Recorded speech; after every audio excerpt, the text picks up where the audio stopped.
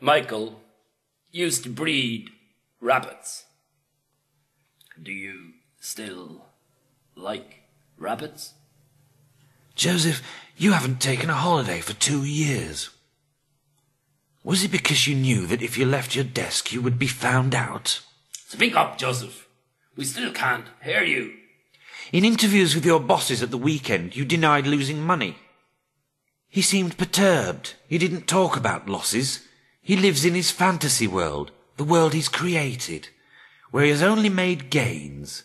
Marissa, a spokesperson for the bank, said. There was disbelief in your hometown last night. A relative, your Aunt Maud McGonagall, said your mother had left to go to London because you weren't doing well. Did you see her? Maud McGonagall said, our Joseph hasn't done anything wrong. He's a nice, quiet, well-brought-up lad. He didn't pocket a penny. I'm sure of it. She's sure of it. And what about the bank now? They say you had family problems. Your father, Jack, was an unemployed miner. But since the mines had all shut down, Jack had drank himself into an early grave. Your family, the Cummings family, are described by neighbours as a normal family who live in a terrace house on the edge of town. They are quiet. They keep to themselves. We don't even know the son, said an elderly resident walking past with his dog. I went to the father's funeral. He was a miner, a friendly enough man, but was a heavy drinker. We can't believe all this, said another neighbour. I used to go to his mother's cafe, but I always thought it was a bit dirty, so I changed. Joseph, your chess teacher said you'd been a helpful teenager. You came into play 2 or 3 times a week. And you also helped out with classes for the kids. He went on to say, I liked him a lot and I had total confidence in him. In Kingston, a neighbour, Colette Evans, 79, says, I know him because he loves my pet corgi, Coco. I'm the only person on the road he talks to because he stops to pet my dog. He's tall, very handsome, always immaculately dressed in a suit and tie. He's solitary. He always keeps to himself and is very serious. I never saw him with a woman or even with another man.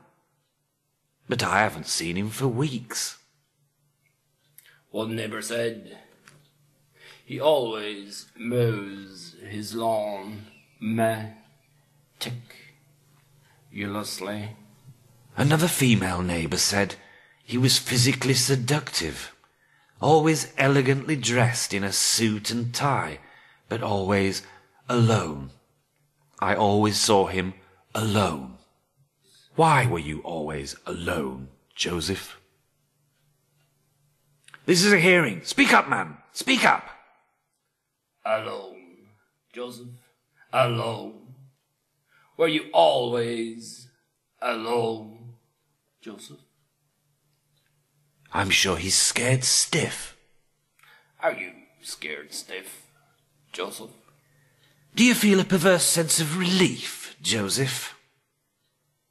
You say that you're...